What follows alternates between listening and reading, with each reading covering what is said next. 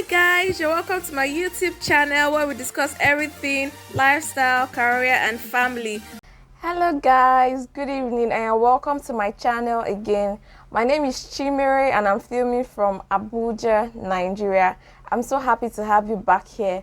Today we're going to be continuing our topic 13 things that will get you through your teenage years. We discussed 5 things last week and we'll be continuing them the remaining. We'll be discussing 4 today. Yes, so it's going to be a 3-part video. We'll discuss 4 today and we'll conclude next week with another 4 points. So getting right to it, the 6th point that we have is develop a healthy self-esteem. Is this easy? No. But is it important? Yes.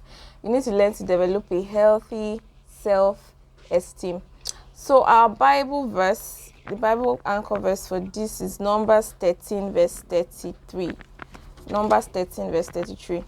Okay, I'll read it up from here. It says, "And there we saw the giants, the sons of Anak, which come of the giants, and we were in their own sight as grasshoppers.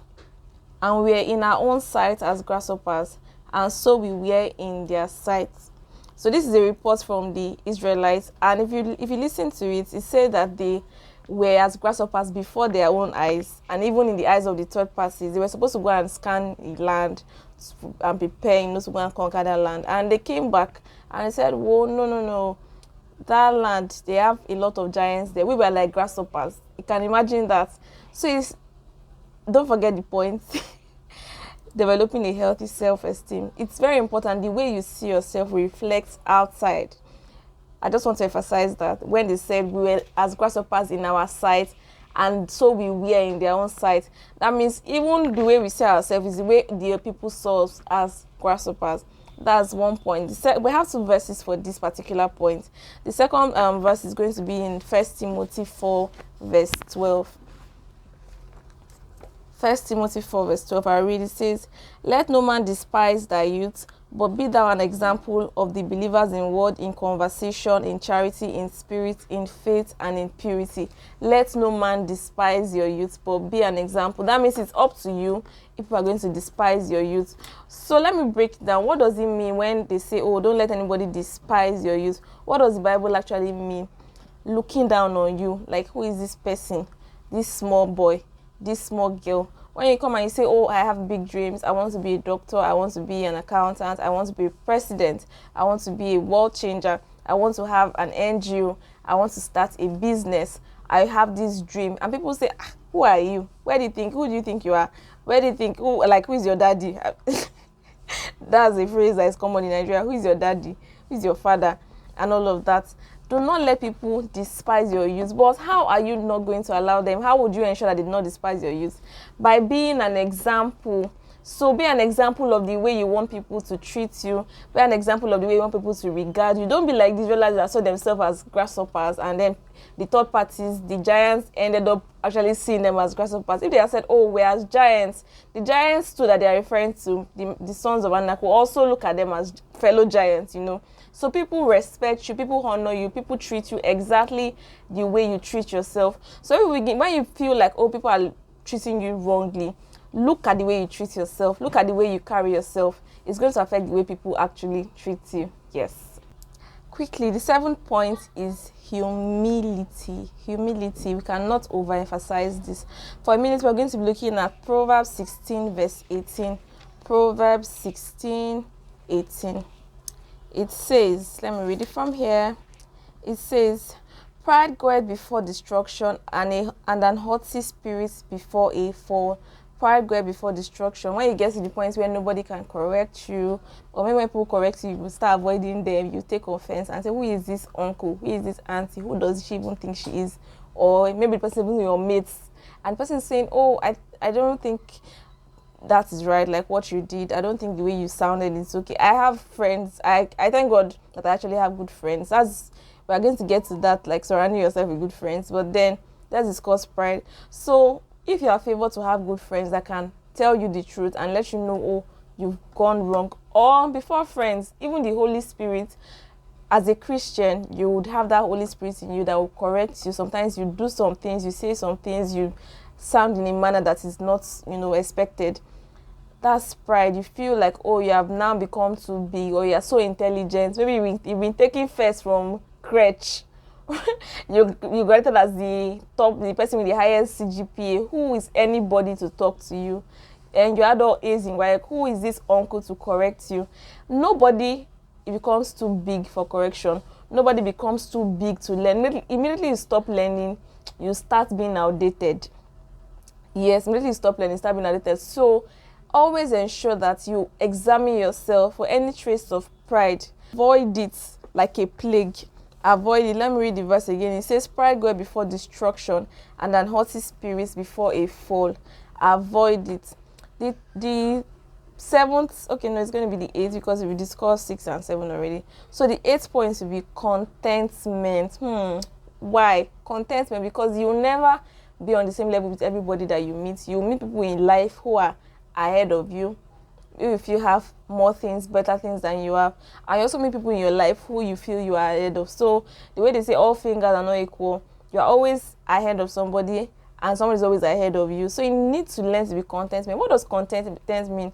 It doesn't mean that you're going to, be lackadaisical about your future, just, give up on things and say, "Toh, whatever will be, will be." No. Contentment is enjoying the process of you getting to your goal. You go to school, you see people whose parents bring them with bigger cars, who can afford certain things. If you're in a boarding school, they can afford, some kinds of biscuits, sweet chocolates, things that you cannot afford. And maybe it's just cornflakes and cabin that your own parents can afford. What do? Learn contentment. Learn to be content, to be grateful for where you are. Yes, I think that's like a very simple definition. Be grateful for where you are at every point in time. Learn to appreciate what God has given you, what your parents can give you, while you work towards it. Even as adults, we need to learn contentment, because life seems like a rat race. You're always chasing something. You want to graduate from primary school, then you have to graduate from secondary school and pass your WAEC and pass your JAM and gain admission. When you've gained admission, you are now looking towards getting a good CGPA to graduate. When you graduate, you're not looking at, oh, I need to go and serve. When you finish serving, you're looking at, oh, getting a good job or starting a business. When you start a business, you need that business to be successful. If you got a job, you want to grow in the job, you want to get promoted, it just keeps like, there's no permanent destination. Success is not a destination. Success is a process. So you need to be content at every single stage of your journey. You need to be content, you need to be happy, you need to enjoy it. So let's look at 1 Timothy 6 verse 6 for this. 1 Timothy 6 verse 6. Okay. So 1 Timothy 6 verse 6 says, but godliness with contentment is great gain. Yes, that's an easy verse, But godliness with contentment is great gain. Is a gain. You have peace of mind. When you are content, you have peace of mind. Peace of mind is not the same thing as being lackadaisical. Some people are just laid back. Generally, they don't just care. No, peace of mind is not I don't care. Contentment is not I don't care. It's not I don't care attitude to things. No, contentment with godliness is great gain. When you are happy at where you are, while you walk towards where you want to go, and it is very important. It's to keep you from doing things that ordinarily you will not. You shouldn't find yourself doing.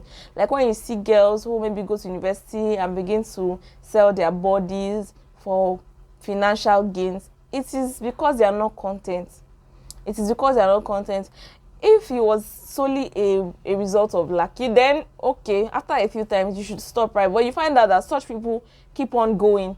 Or you see people, now we have fraudsters all over the internet and all of that, and then you can think, oh, maybe this person came from a poor background. That's what pushed him or her into stealing. That's what pushed him or her into Yahoo, and all of that. If that's the case, then the expectation is, okay, you do it once, you have a hit, you should end there, repent and stop it. But no, you see them being, thirsty for more and more and more, and then it's like a deep well that cannot get dry. That's, greed. It's like a deep well that cannot get dry. The higher, the more things they get, the more things they want. That's not contentment. So contentment is the state of your mind, actually, because no matter what you have in life, if you are not content, you will not be happy. You will never feel that satisfaction. And you will keep going. Before you know, you are already 60 years old. You are still there. sad, struggling, complaining. Yeah, so you need to learn to be content so that you avoid temptations, you avoid things that would now come as temptation. If I'm content with my state, I'm working towards getting to the future, there was no way I'll compromise my faith, I won't compromise my morals, I won't compromise my standard for whatever gain. But when I'm not content, yeah, that's when I can now begin to dabble into things that ordinarily I shouldn't dabble into. Yep, so our 9th point, and then we'll round up the video for today, is self-love and forgiveness. Self-love and forgiveness. Let's look at Leviticus 19 verse 18. It says, you shall thou shalt not avenge nor bear any grudge against the children of thy people, but thou shalt love thy neighbor as thyself. I am the Lord. I want to emphasize on the second sentence. I say, but thou shalt love thy neighbor as thyself. I'm sure some of you will be surprised that this is actually a Bible verse. When you hear a lot of people say, hey, Bible, love your neighbor as yourself, love your neighbor. Many people don't know that, oh, this is a Bible. It's actually a Bible verse, and it's in Leviticus 19:18. You can also find it in some parts of the New Testament. I think Matthew, Mark, Luke, yeah. I think those three have verses where they were referring to this particular verse, but this is the first verse. Love your neighbor as you love yourself. Let's do inductive, deductive reasoning here, logic. If they say love your neighbor as you love yourself, it means that you cannot love your neighbor except you love yourself. That means you must love yourself first. If A plus B is equals C, if A plus B is equals AB, that means B or A is equals AB minus yes. So if you're going to love your neighbor, if you say you are going to be capable of loving any other person, you need to love yourself first. And this is the foundation of a lot of relational problems, like when people that have issues in their relationships, like consistently and all of that. Check it again. Maybe that person has not really taken time to love themselves. What does it mean to love yourself, you might ask? Let me know in the comment section what do you think it means for you to love yourself. Loving yourself, as I said, involves forgiveness. Look at it. Look at yourself as your sibling. You have brothers, you have sisters. From when you were babies, your sibling would have offended you one way or the other. True, you can't tell me that, oh, you grew up with this person and all through your 20-something years or 13 years or 14 years or even 6 years of being with this person has offended you. Go and look at babies. They're always fighting, always coming to their mother to settle one thing or the other. It means that your sibling will offend you.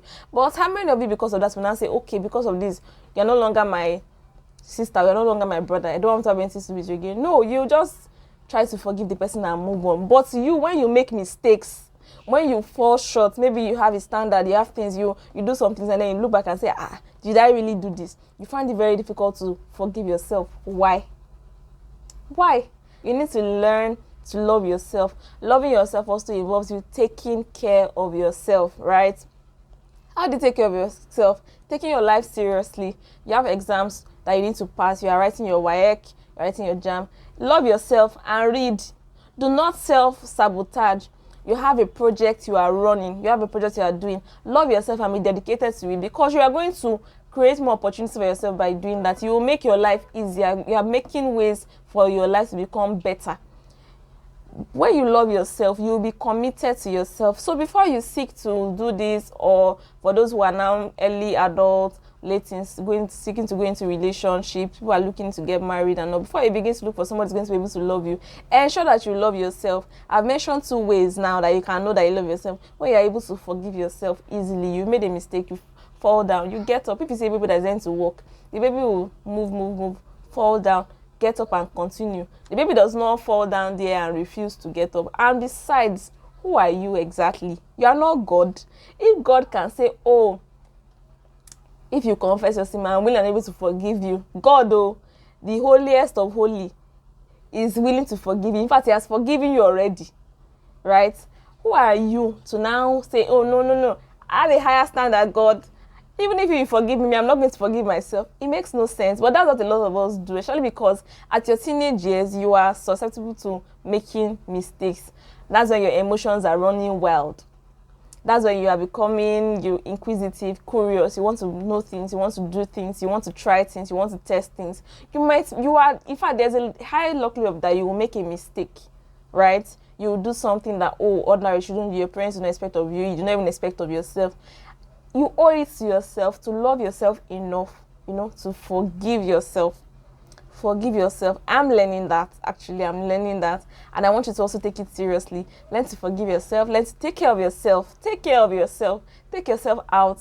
Take care of yourself. Be showing up for yourself. Show up at school. Show up at work. Be committed.